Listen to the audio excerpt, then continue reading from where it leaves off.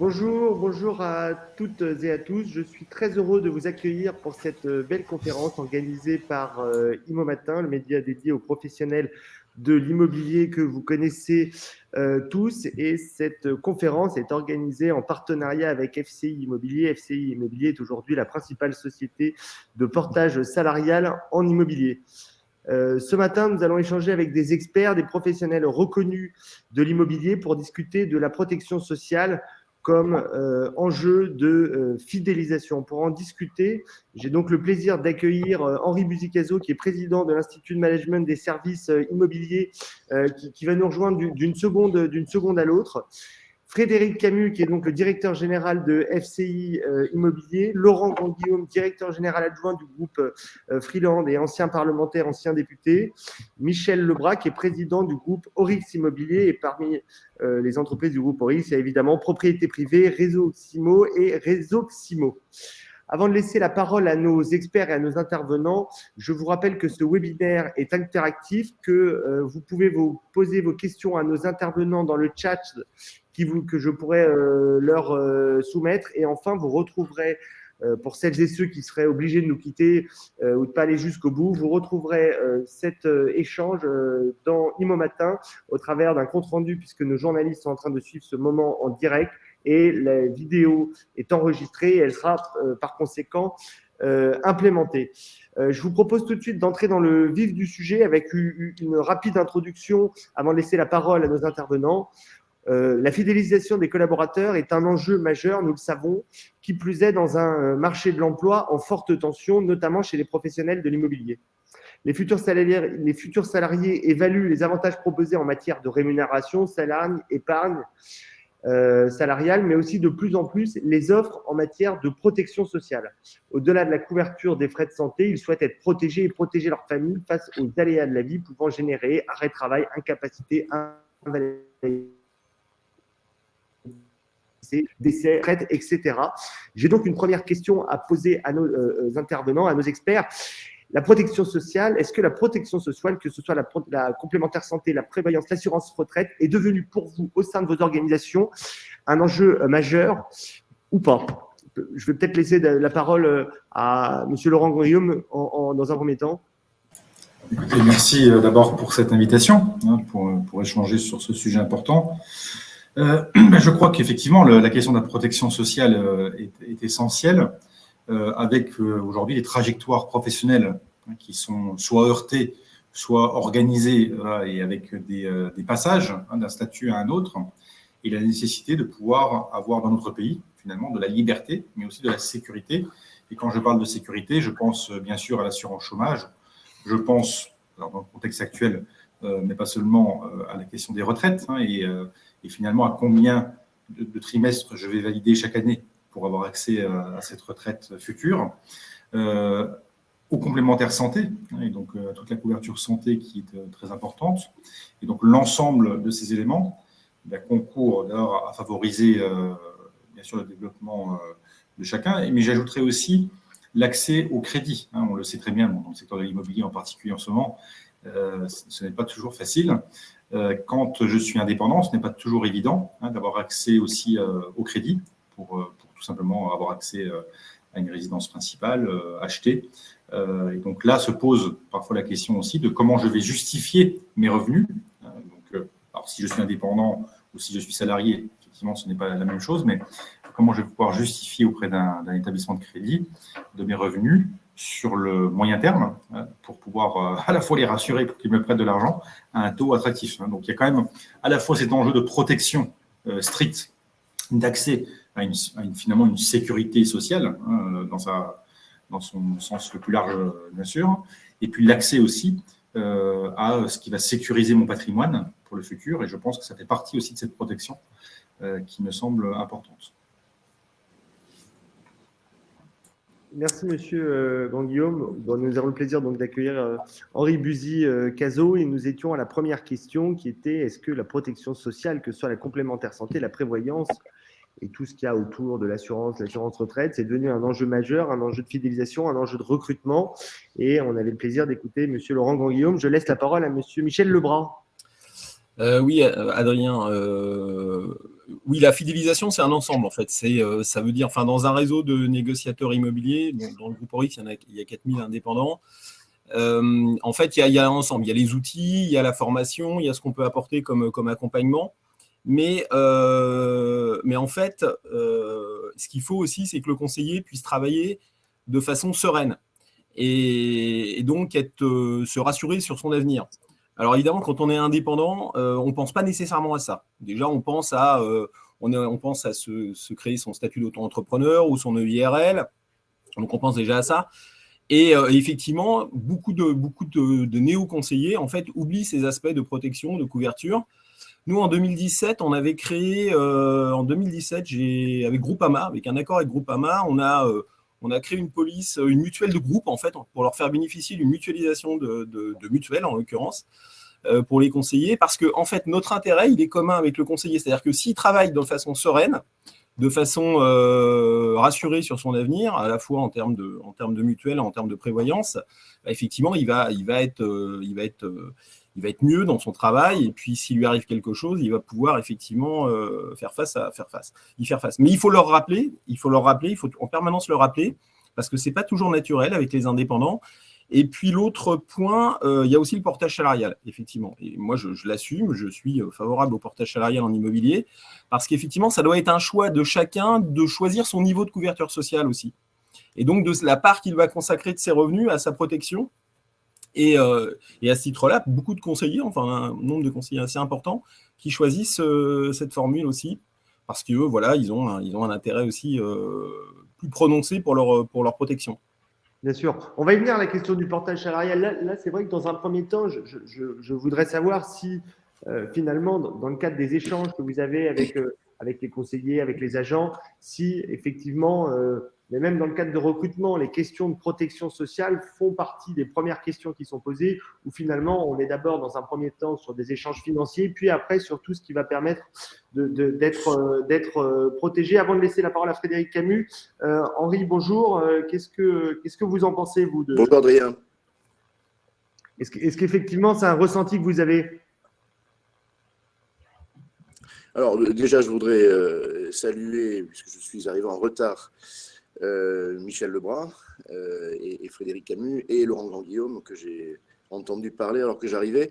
Et je voudrais solennellement remercier le ministère du Logement parce qu'il me prête un bureau pour faire ce webinaire. Je vais siéger en Conseil national de l'habitat après notre débat. Et pour la première fois depuis des années, le CNH se réunit physiquement, voilà, au ministère du Logement. C'est une bonne nouvelle. Donc je suis dans un lieu très institutionnel pour mener ce débat.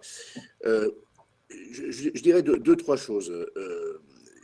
L'indépendance pour se livrer à la négociation immobilière, c'est d'évidence un statut d'avenir.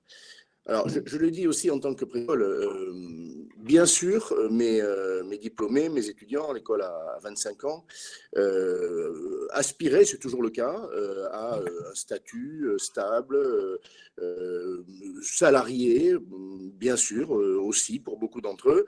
Et depuis quelques années, ça n'est plus le Graal, même à leurs yeux. Et ceux qui veulent faire de la négociation veulent une indépendance qui se traduit en particulier par le statut d'agent commercial. Et avec ce statut, on va travailler pour un réseau de conseillers indépendants, comme Michel en président aujourd'hui, propriété privée et beaucoup d'autres, où on va travailler pour une agence immobilière. Il ne faut pas oublier que les agents immobiliers ont inventé, si je puis dire, ce statut d'indépendant qui a longtemps cohabité avec celui de salarié.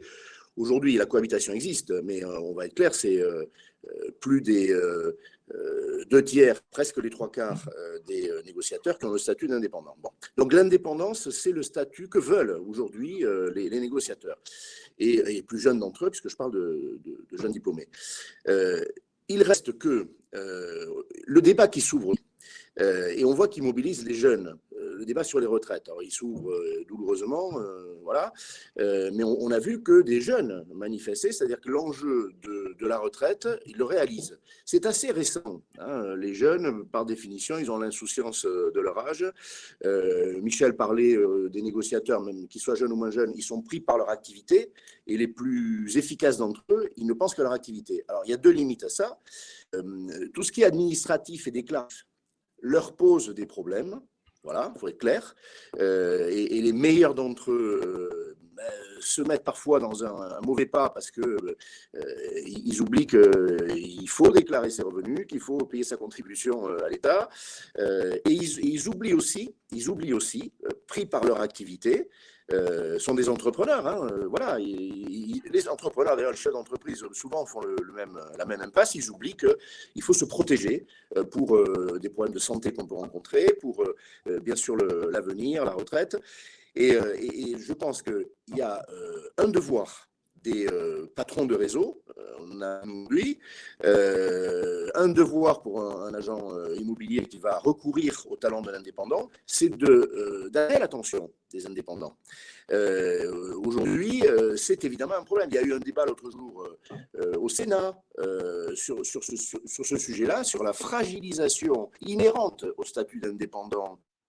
Il faut attirer l'attention. Alors, on peut, de manière volontaire, Michel en a parlé aussi, se protéger, souscrire, épargner, se constituer un capital, retraite par capitalisation.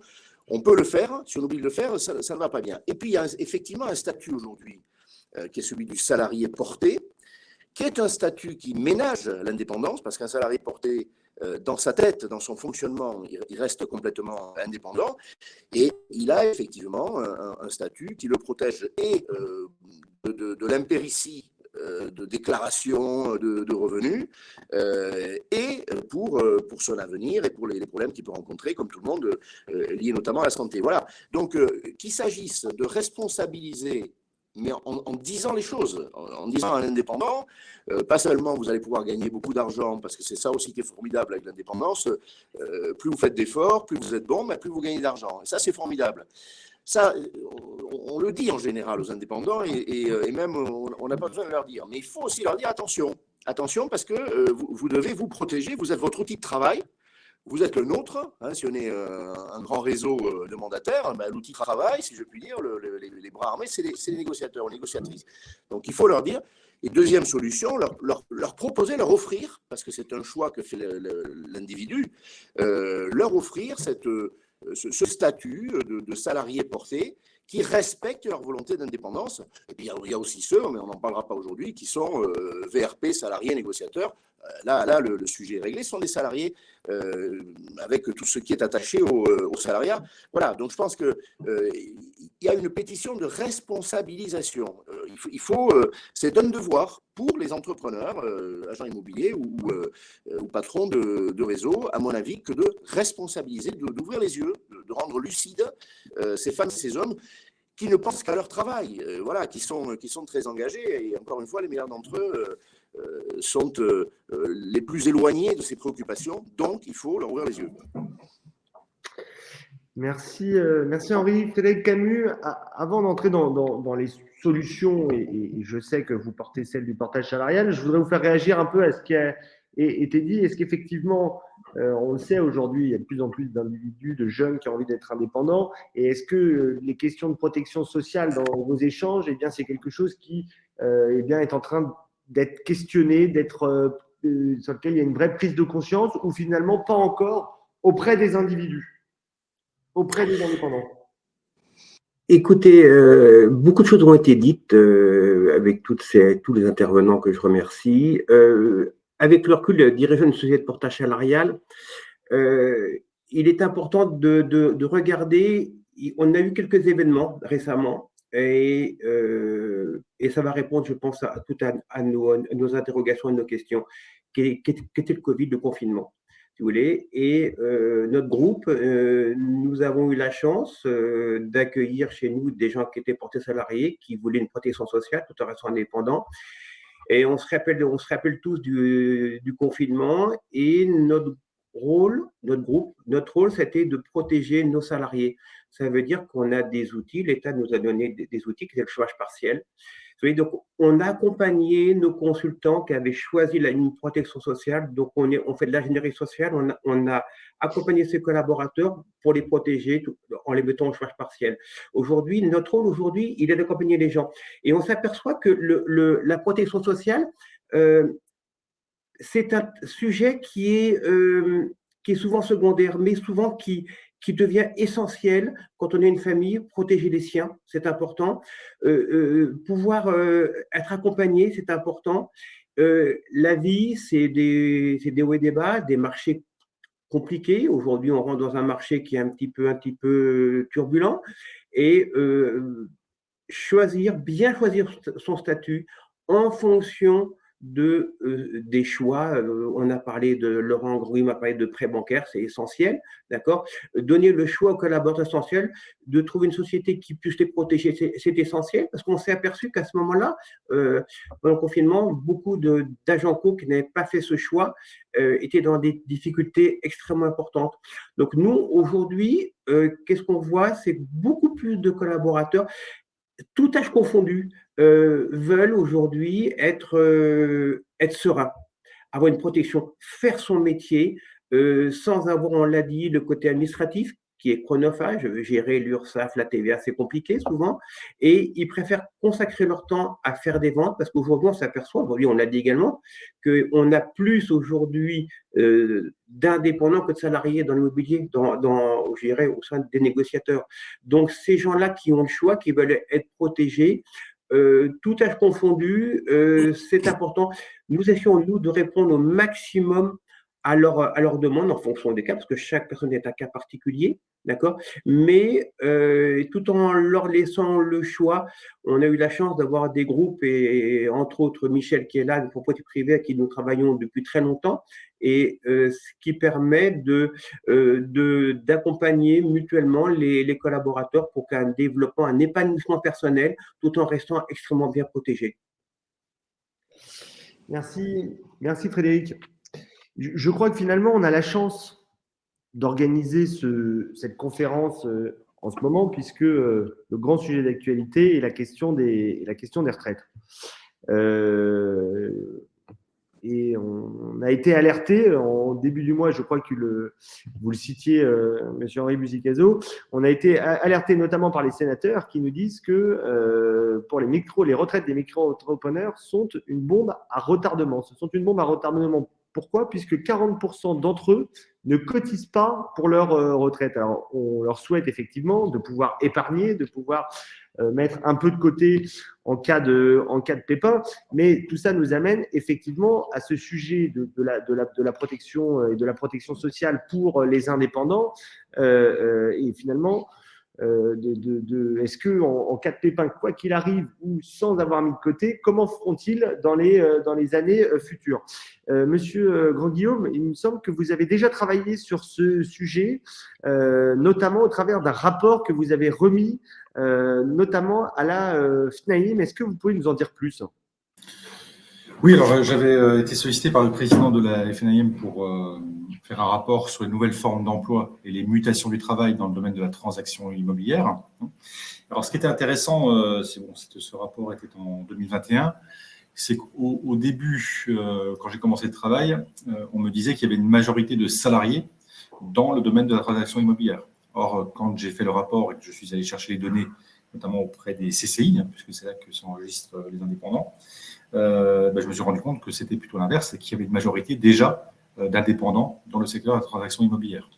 Alors, ce qui est intéressant, et pour sortir aussi des caricatures, il faut savoir qu'en France, il y a 2,3 millions d'auto-entrepreneurs. Le régime d'auto-entrepreneur, c'est un régime, pas un statut juridique. Je rappelle que l'auto-entrepreneur est sous statut juridique d'entreprise individuelle. Donc, la micro-entreprise compte 2,3 millions de personnes. Dans ces 2,3 millions de personnes, il y en a la moitié qui ne font pas de chiffre d'affaires. En fait, ils ouvrent une auto-entreprise pour tester une idée, mais ça ne marche pas. Il n'y a pas de chiffre d'affaires. Pour l'autre moitié qui réalise un chiffre d'affaires, il y en a environ 300 000 qui font un chiffre d'affaires inférieur à 15 000 euros. Donc là, ce sont des activités complémentaires. Il y a beaucoup de personnes qui créent l'activité complémentaire, donc ils réalisent peu de chiffre d'affaires, c'est un complément souvent d'une activité de salarié, et donc là, effectivement, ils vont peu cotiser à la retraite. Et après, vous avez environ 30 000 personnes qui vont réaliser un chiffre d'affaires supérieur à 19 000 euros à peu près sur l'année, ce qui n'est pas très important, parce que quand on transforme ensuite en revenus, ça ne fait pas des revenus très importants. Par contre, les personnes qui sont dans le secteur de la transaction immobilière sont plutôt celles qui ont les niveaux de chiffre d'affaires les plus importants.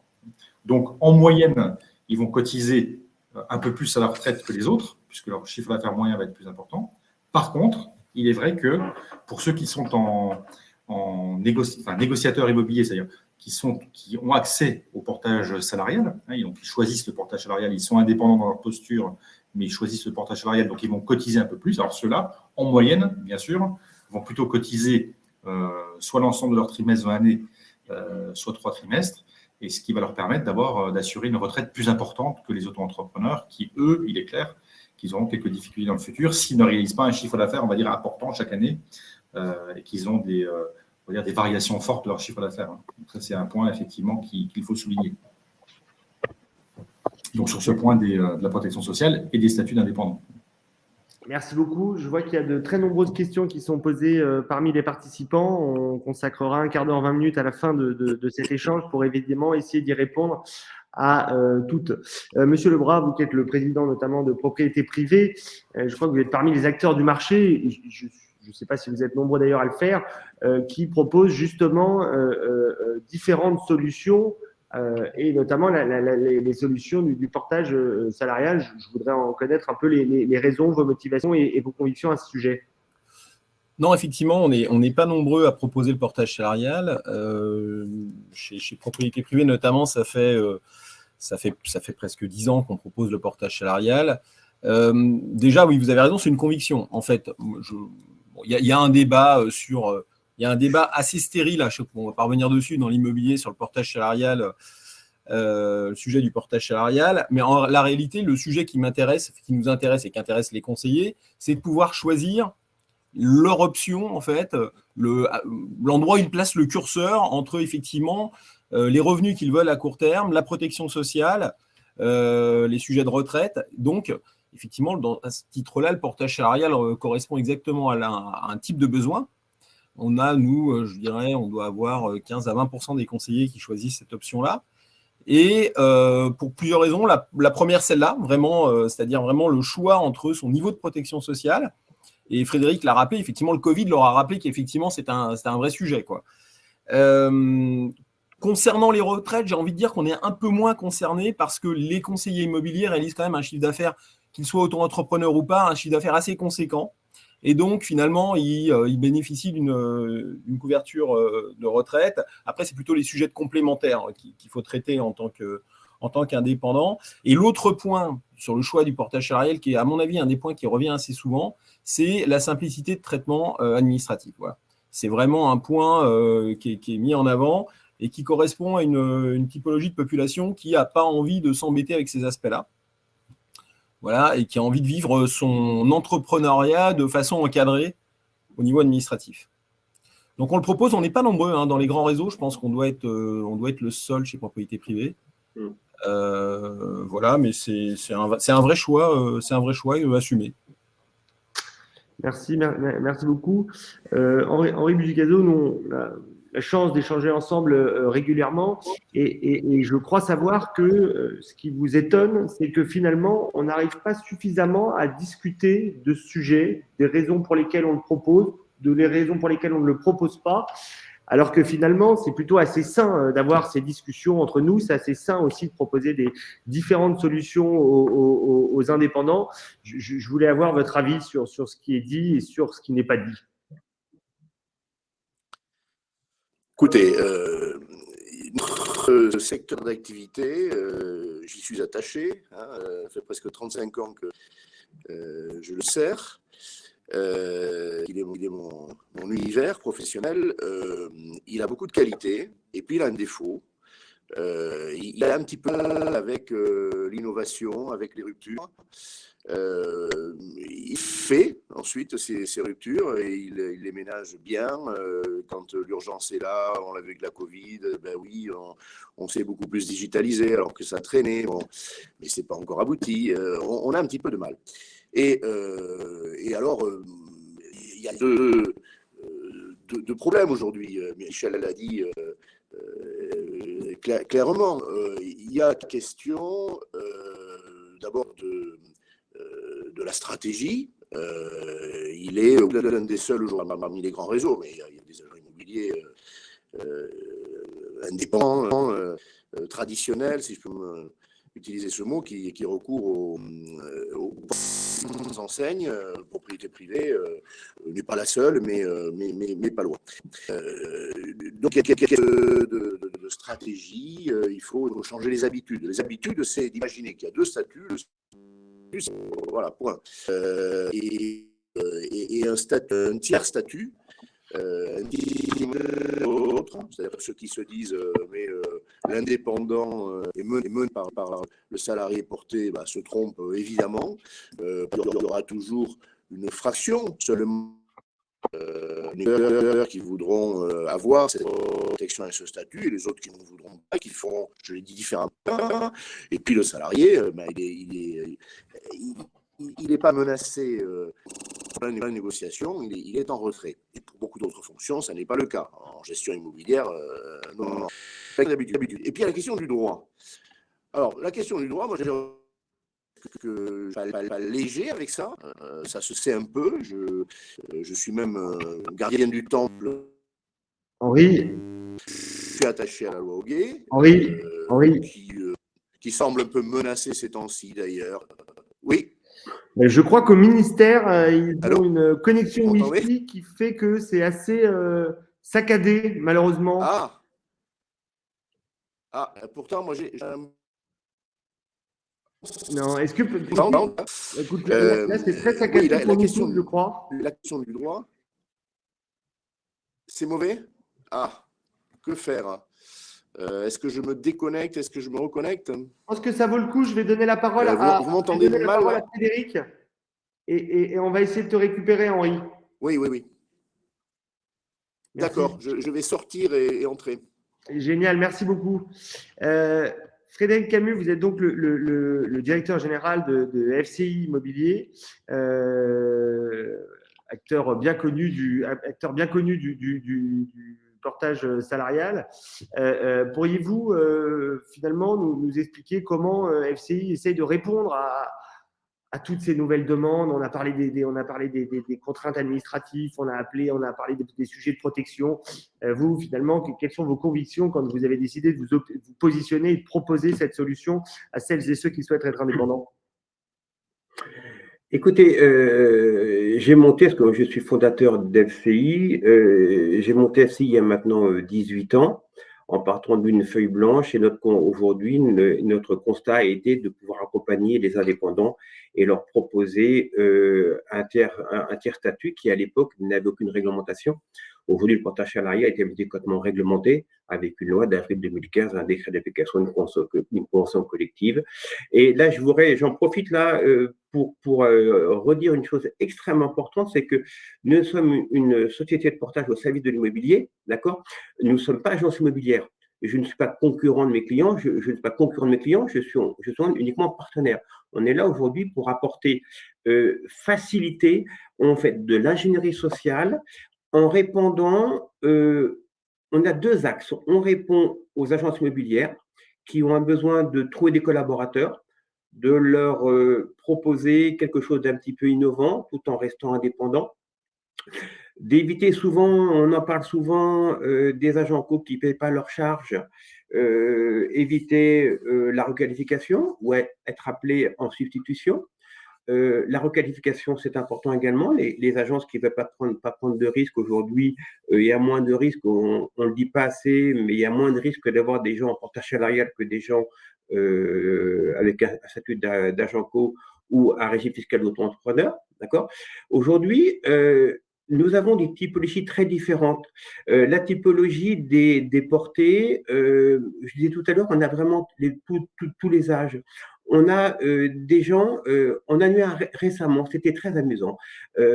Allez, pas très loin de mon âge, hein, pas loin de 60 ans, toujours cadre dans sa vie, reconversion professionnelle, qui a entendu parler de l'immobilier, c'était vraiment son truc, et il m'appelle, il rentre dans un grand réseau partenaire dont le président fait partie de notre assemblée.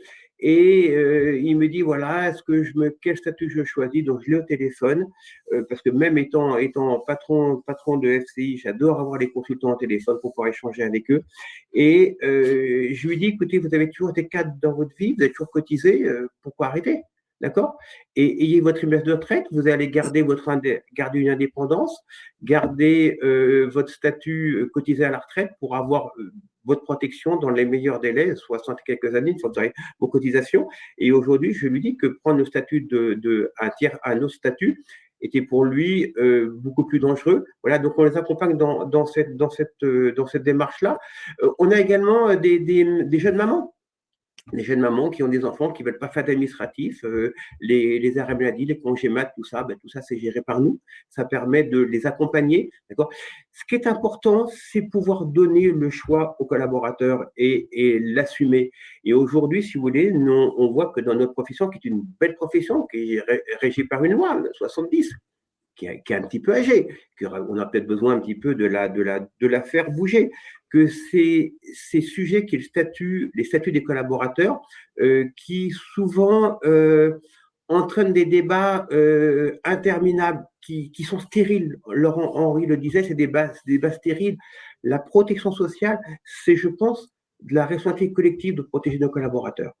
Les aléas de la vie, ça arrive, d'accord. Et nous, on prend beaucoup de plaisir à adapter et apporter une solution la meilleure en fonction de chaque collaborateur. Nous sommes aujourd'hui plusieurs dizaines à écouter ce webinaire. Il y a autant de cas différents. Et nous, notre rôle, c'est vraiment de leur apporter, en fonction de leurs souhaits, d'accord, quelque chose qui corresponde à leurs besoins. Mais je dirais, et moi j'entends parler d'interdiction, c'est quoi ces grands mots? On parle de protection sociale, on parle de protéger nos collaborateurs en cas de maladie et autres. C'est quelque chose de très important aujourd'hui. Et quand je vois aujourd'hui, ça fait maintenant 10 ans qu'on travaille avec Michel et groupe propriété privée, eh ben, c'est un bonheur d'accompagner les gens, de pouvoir dans les moments compliqués les accompagner en appel du Covid. On rentre, je rappelle, dans un moment aussi un peu de turbulence, on sera là aussi. Il y a quelques temps, avec Michel, on s'est rencontrés sur un plateau vraiment par hasard, et j'ai fait une télévision sur Laurent Grandguillaume en parlait sur les prêts. C'est plus facile aujourd'hui d'obtenir. Aujourd'hui, obtenir un prêt aujourd'hui est compliqué déjà, et en indépendance, c'est encore plus compliqué. Pour Tachala, quand vous êtes salarié en CDI chez nous, vous êtes salarié, quoi, avec toute la protection sociale. Donc, si vous voulez, donc, on sait s'adapter et on laisse le choix aux collaborateurs. Et ça, c'est complètement essentiel. Merci Frédéric. Effectivement, vous êtes nombreux à nous suivre ce matin, vous allez être nombreux à nous regarder en replay. Et finalement, au sein d'FCI Immobilier, quels sont les profils avec qui vous pratiquez le portage salarial? Est-ce qu'il y en a tous les profils? Est-ce qu'il y en a plus que d'autres? Non, on a vraiment tous les profils. On a tous les profils. J'ai même entendu parler de retraités qui auraient tout intérêt à choisir un autre statut, qui préfèrent prendre le portage salarial pour éviter la paperasse. Et ils cotisent pour participer à l'effort national. Vous voyez, donc on a vraiment on n'a pas un type de profil. Même les jeunes aujourd'hui pensent à leur protection, parce que je pense qu'il y a comme les parents derrière qui sont là, disent attention, avoir commencé tes trimestres de retraite, avoir une protection, une bonne sécu, c'est important. Voilà. Et bon, alors bien sûr, on a tous les gens, nos consultants, les conseillers, mariés, 40 ans, mariés avec des enfants, ils ont tout intérêt aujourd'hui à protéger leur famille, d'accord. Et là, c'est très important. Mais on n'a pas un statut, on a un panel de statuts extrêmement important. Par contre, effectivement, quand vous avez un collaborateur aujourd'hui qui préfère pas payer ou payer très peu de charges, donc, et dont la protection, c'est pas sa préoccupation, il n'a aucun intérêt à passer avec nous. mais il sera un jour rattrapé par la patrouille. Hein. C'est extrêmement clair. Et moi, aujourd'hui, je suis, quand on voit le rapport des sénateurs nous apportant des éléments concrets, disant que les 40% d'auto-entrepreneurs n'auront pas de retraite, honnêtement, ça me fait froid dans le dos. Hein. Parce que je dirais, est-ce qu'aujourd'hui, il faut laisser ces gens dans quelques années sur le bord de la route? Je pense qu'on n'a pas le droit. Je pense qu'il faut leur donner le choix. Après, si vous voulez, quand les gens ont le choix, ils choisissent, ils arbitrent, c'est important. Mais quand vous dites, voilà, c'est 100% auto-entrepreneur, donc vous mettez les gens 100% dans une case de précarité, je ne suis pas tout à fait d'accord. Et quand je vois aujourd'hui le choix qu'a fait Michel avec propriété privée, il descend uniquement le choix collaborateur. Mais c'est génial, bravo, bravo. Et c'est sain. C'est sain, pour trouver des collaborateurs, je dirais, ça permet d'avoir une ouverture, de travailler avec l'APEC, le Pôle emploi, c'est important aussi de proposer des gens, ils sont salariés, ils ne sont pas indépendants, oui. Donc il y a également cette démarche avec de trouver de nouveaux talents. De nouveaux talents également, c'est important. Merci Frédéric. Avant de continuer cet échange, je vais vous lire un commentaire de Catherine Bourdon qui vous fera plaisir, puisqu'elle dit que chez MacFactotum, les 3/4 des mandataires sont en portage salarial chez FCI avec une grande satisfaction, pas l'administratif, la possibilité d'étaler le paiement, la protection, que des avantages. Donc en tout cas, ça fait quelques heureux. Henri, Adrien, juste. Eh bien, on t'écoute sur ton troisième point, Henri. Je voulais vous dire que vous entendiez bien, j'ai changé de réseau, j'ai tout repris à zéro. Oui, je veux dire aussi qu'il y a une réversibilité des statuts. Et quand on parle de liberté, moi je suis très attaché évidemment, notamment pour mes diplômés, à ce qu'ils aient le choix des statuts, le choix même des métiers dans l'immobilier, voilà, qu'ils aient cette souplesse dont nous n'avons pas eu besoin quand on est entré sur le marché du travail à l'âge que j'ai. Cette flexibilité, elle est précieuse. On peut aussi faire le choix, voilà, d'être salarié porté, puis de ne plus être à un moment donné, parce que ce qui m'inspire ça, c'est la question que tu posais sur la cible. Elles sont multiples, les cibles. Frédéric l'a dit, il y a des jeunes qui deviennent parents et qui tout d'un coup se sentent la responsabilité, c'est le mot que j'utilisais, d'avoir une meilleure protection pour eux, pour leur famille. Il peut y avoir des gens plus jeunes, plus âgés. Bon. Et ça peut correspondre à des moments aussi de la vie. Ça, c'est un point important. Je reviens parce que j'ai été coupé, si je puis dire, à ce moment-là, sur la question juridique. Sur la question juridique, moi, j'ai deux choses à dire. La première, c'est que tout bien pesé, je n'ai pas été léger, je disais avec ce sujet-là, je ne le suis jamais. La loi Hoguet, j'y suis attaché. Est-ce qu'il y a une incompatibilité, un heurt on constate déjà qu'il n'y a jamais eu de contentieux sur ces sujets-là, et que, à l'inverse, c'est une clarification, c'est un statut salarié, alors que, et j'ai défendu avec le service juridique, des milliers de dossiers, quand j'ai dirigé par 2 fois la FNAIM, il y a des questions de requalification d'indépendants. Là, on a quelque chose qui est clair. Voilà. Bon. Et ceux qui font le procès à la loi Hoguet de ne pas mentionner le portage, ça risque pas, ça n'existait pas. Bon, donc il y a un problème de chronologie, mais tout bien pesé, j'ai travaillé avec un cabinet qui a une petite autorité dans les affaires sociales, le cabinet Barthélemy, qui à l'origine a fait la convention collective de l'immobilier, par exemple, donc voilà, et qui ne voit pas où est le problème. En revanche, une grande clarté, l'entreprise de portage n'est pas une agence immobilière, donc elle n'a pas à être titulaire de la professionnelle, il est l'agence immobilière qui, elle, confie des missions, et puis il est un individu. Voilà. Bon, pour moi, ce triptyque, il est très clair. On peut souhaiter sur un statut.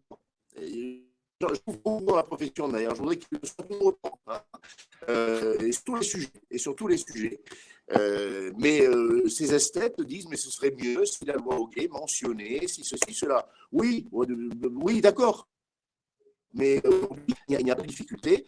Dans le silence de la loi Hoguet, il n'y a pas de difficulté. Alors, j'aime beaucoup l'esthétisme. Je dis à cela que si on ouvre la boîte de Pandore de la loi Hoguet, parce qu'on veut vraiment que ce soit parfait pour le portage, il risque d'y avoir d'autres surprises. Voilà. Et notamment Bercy, par exemple, s'est mis en tête de fracturer la loi Hoguet, de déréguler la transaction, et de je sais ce qu'en pense Michel Lebras et d'autres. Ils considèrent que bien sûr, il ne faut pas ça, que bien sûr, le giron de doit rester intact.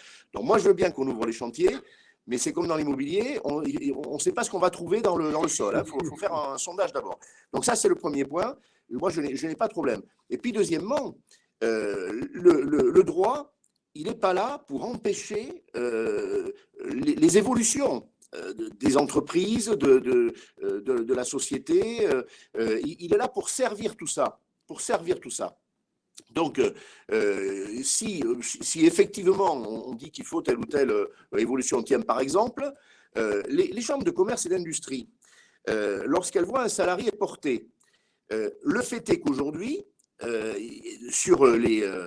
lorsqu'elles doivent compléter le document virtuel, ça se fait sur un écran, pour dire si le négociateur est salarié ou ne l'est pas, alors c'est un salarié, mais c'est un salarié porté. Eh bien ça, par exemple, on sait aujourd'hui que la case n'existe pas. Alors peut-être que par souci de clarté, d'apaisement, même si les chambres de commerce et d'industrie n'ont pas de problème avec ça, et le réseau des chambres de commerce et d'industrie n'a pas de problème. Mais si vraiment on veut la perfection administrative, déclarative, on va ajouter une case. Voilà, le droit est au service de la vie des entreprises. Moi, c'est ma vision du droit. Si on a une vision intégriste du droit, figée, et la loi, c'est pas écrit, alors on fait pas, etc., on se trompe, et on empêtre le secteur qui a besoin d'innovation et qui a besoin d'ouvrir le champ. Voilà, ouvrir le champ, c'est un statut aux côtés des deux autres statuts, le VRP salarié et l'agent commercial pur et dur, si je puis dire. Merci Henri. Laurent, Michel, Frédéric, est-ce que vous voulez réagir à ces propos? Vas-y. Mais ce qu'on peut regretter des pouvoirs publics et des politiques en général, en fait, c'est leur méconnaissance. Alors, je dis pas ça pour Laurent, parce que Laurent, justement, c'est le contre-exemple. Mais c'est leur méconnaissance du monde des indépendants, en fait, globalement. C'est-à-dire à la fois dans ce que ça représente économiquement, dans ce que ça représente individuellement, c'est-à-dire le fait d'être entrepreneur, donc d'avoir une vision du travail qui est différente on va dire, de la majorité ou de la vision historique qu'on peut avoir. Et il y a une vraie méconnaissance. Et donc, du coup, c'est assez sous-estimé, finalement.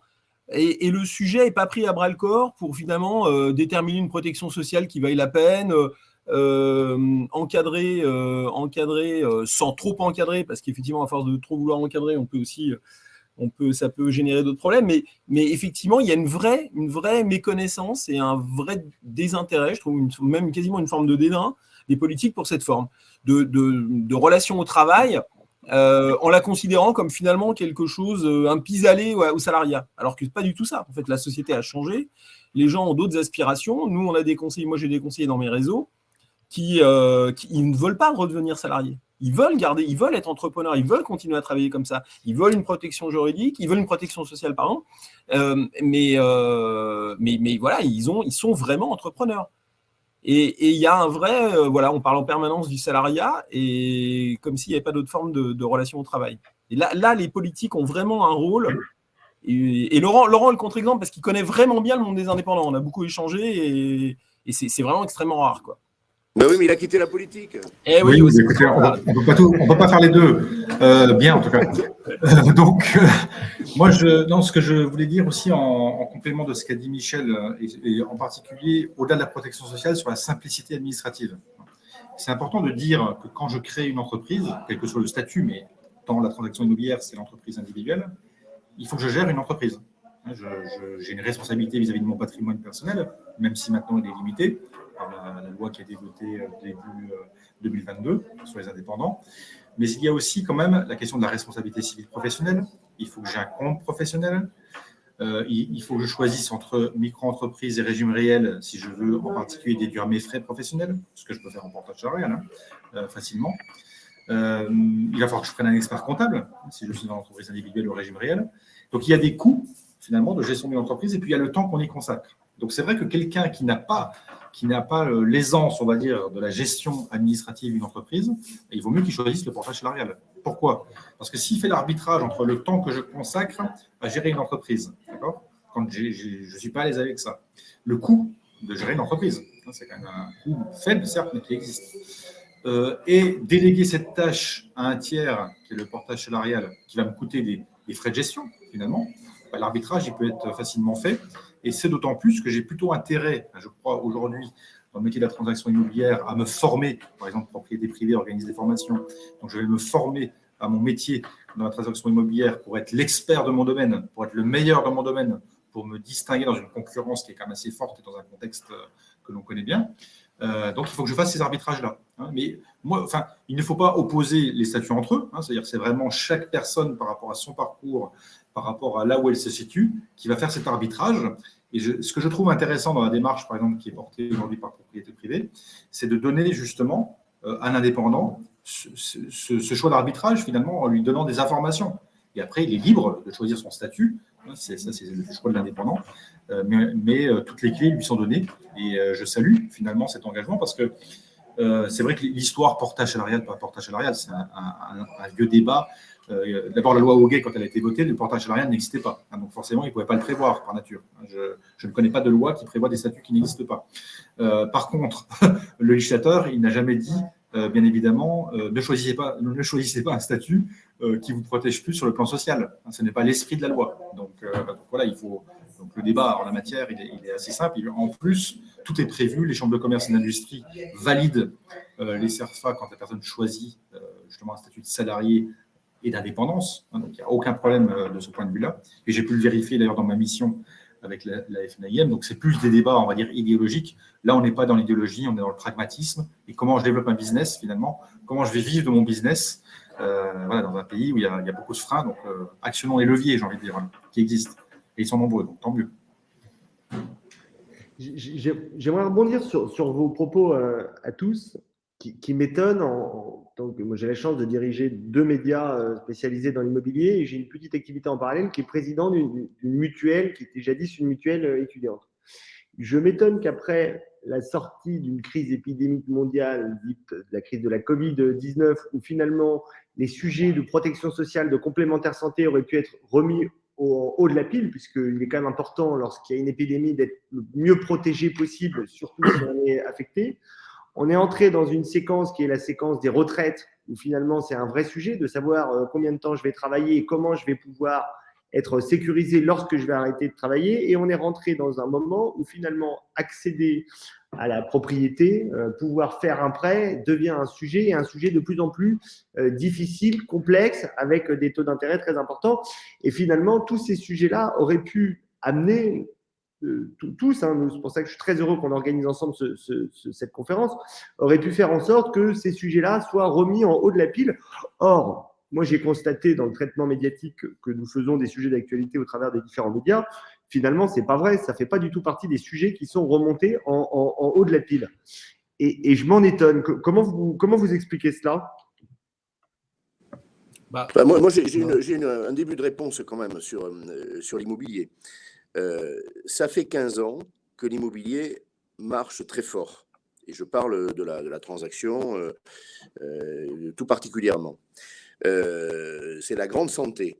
Et même pendant la Covid, puisque à juste titre, que ce soit Frédéric, que ce soit toi, vous évoquez cette période terrible, qui aurait pu ouvrir les yeux sur plein de choses. Mais le quoi qu'il en coûte dans notre pays a gommé une grande partie de la violence de ce qui se passait. Bon. Je m'en réjouis, mais on a injecté 600 milliards dans l'économie française, et donc, oui, chômage partiel, Frédéric Camus l'a cité tout à l'heure, et bien d'autres amortisseurs sociaux. On a passé ça, voilà, bon.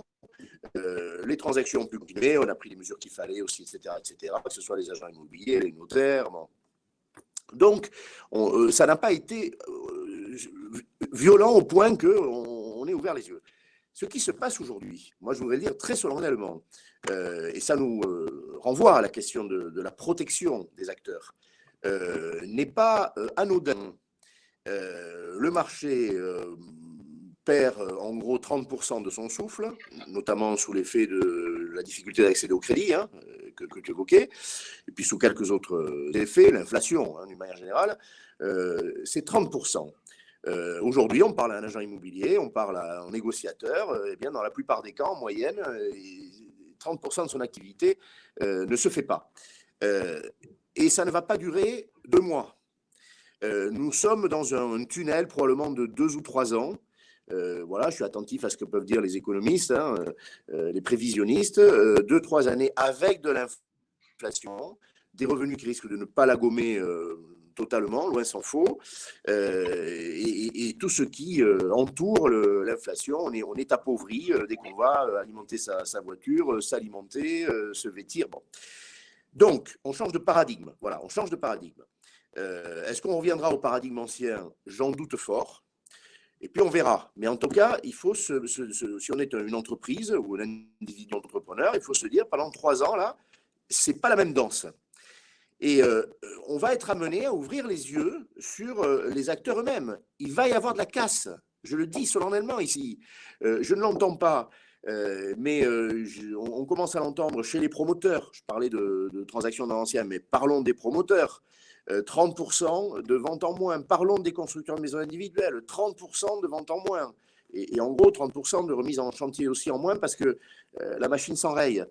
Alors, 30%. Déjà, moi, je ne suis pas d'accord avec des propos de purification ethnique. Hein. Je force le trait. Quoique, à savoir, c'est les mauvais qui vont disparaître. Hein. Alors, imaginons dans un réseau voilà, que Michel dise bon, bah, allez, j'ai 30% de pas terribles, ils vont quitter le métier. C'est pas vrai, ça. C'est pas vrai. Il y a aussi les très bons, on vient d'en parler, qui sont portés par leur activité. C'est pas ceux qui vont forcément prévoir le lendemain, et parce que c'est des très bons, justement. Ils sont complètement dans le mouvement. Donc, gardons-nous de ces propos-là. Moi, je suis alerté par les risques pesant sur 30% de la profession. Alors, 30% des structures, ça peut être des agences immobilières. Il y a déjà de la casse, je vous le dis, il y a déjà de la casse. Et avec des enseignes anciennes, qui ont pignon sur rue, eh bien oui, voilà, 30% tout d'un coup, et on a les charges et on n'a plus le chiffre d'affaires. C'est pas commode.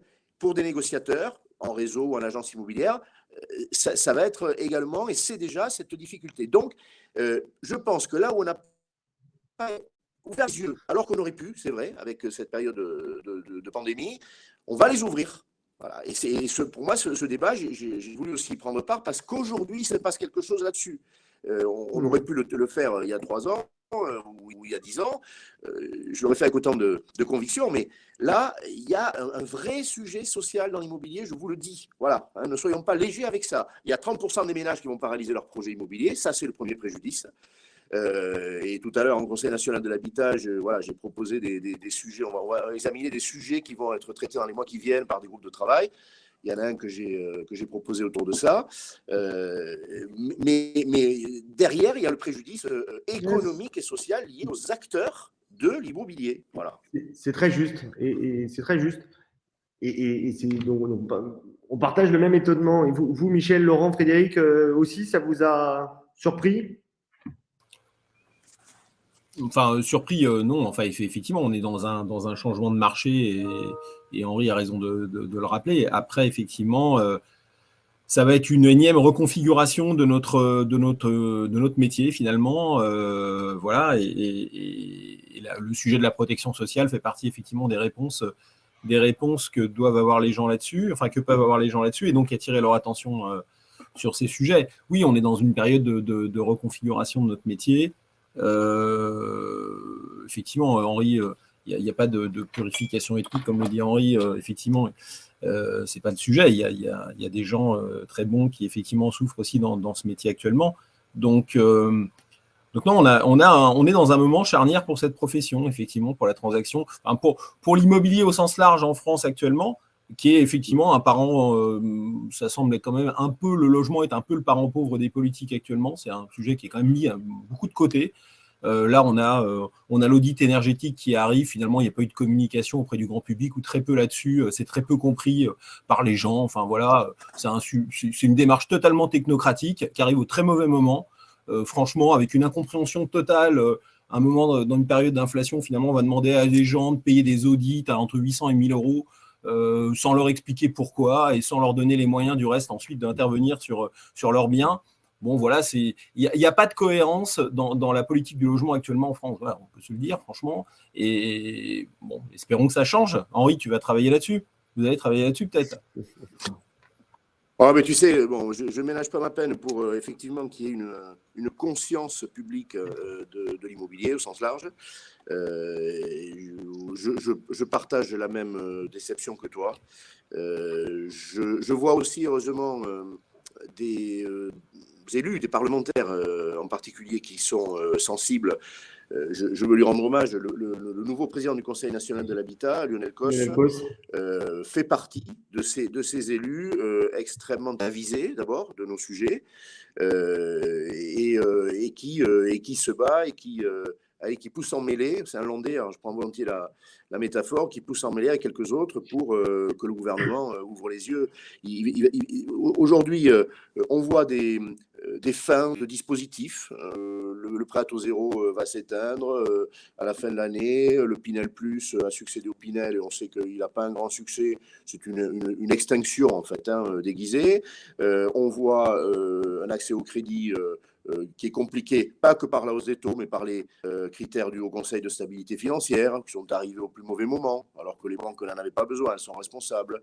On voit ce taux d'usure, on l'améliore un peu, on le mensualise, mais on vient se cogner à ce plafond pour un tiers des dossiers. Enfin, on voit des choses, franchement, et ce que dit Michel sur l'audit, voilà l'illustration d'une surenchère. J'espère pour le gouvernement qu'il n'y aura pas une campagne de rappel comme on l'a connu avec le DPE deuxième version. Et je doute un peu parce que comme c'est le même moteur, j'ai peur qu'il ait les mêmes ratés. Bon. Et en effet, il y a un coût majoré. On peut rajouter une chose, c'est que dans cet audit, il va y avoir la mention prescriptive, pas seulement indicative, des travaux. Et le coût des travaux, ça veut dire qu'on va avoir un coup dur pour les vendeurs de maisons individuelles, puisqu'ils s'adressent aux propriétaires de maisons individuelles, hein, dans un premier temps, monopropriétés, qui ne sont pas les plus riches de nos compatriotes, hein, et on va leur dire, mais voilà, en fait, ta maison, bon, passoire énergétique, et en fait, il faudrait 60 000 € de travaux. Ça va être très, très, très, très dur. Et tout ça, dans un silence gouvernemental, assourdissant, pas parlementaire, je tiens à dire, mais gouvernemental, assourdissant. Et le Parlement, c'est pas aujourd'hui qu'il a le plus de pouvoir. Je voudrais qu'il en ait un peu plus. Enfin, il reprend le levier quand même, hein. Heureusement. Mais vraiment, oui, c'est une vraie difficulté. Et dans les sujets, oui, il pourrait y avoir le sujet de la protection sociale bien et sûr. dans d'autres, il y a un silence. Je voudrais, parce qu'on approche de la fin et je m'y étais engagé avant de vous laisser un mot de conclusion, vous lire quelques commentaires et vous faire réagir aux questions. Je pense notamment à Stéphanie Usan qui nous dit que je constate au quotidien que la méconnaissance de ce statut est manifeste. Donc, on est heureux quand même de prendre le temps d'en discuter. On a un autre commentaire qui nous dit comment aujourd'hui faire que les instances syndicales informent les conseillers mandataires et l'ensemble de la profession sur l'existence et l'utilité sociale et sociétale de ce statut. Frédéric, est-ce que vous avez un avis à cette question ?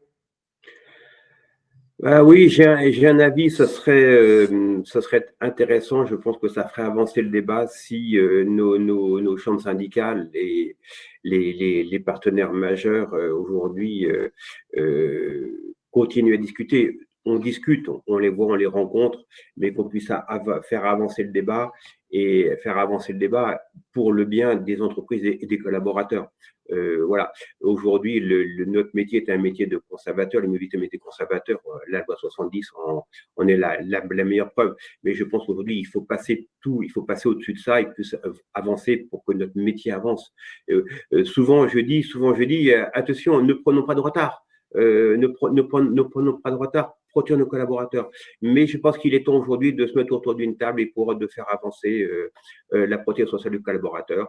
Et je vois aujourd'hui les excellents aujourd'hui résultats que nous avons avec Michel qui propose ce statut.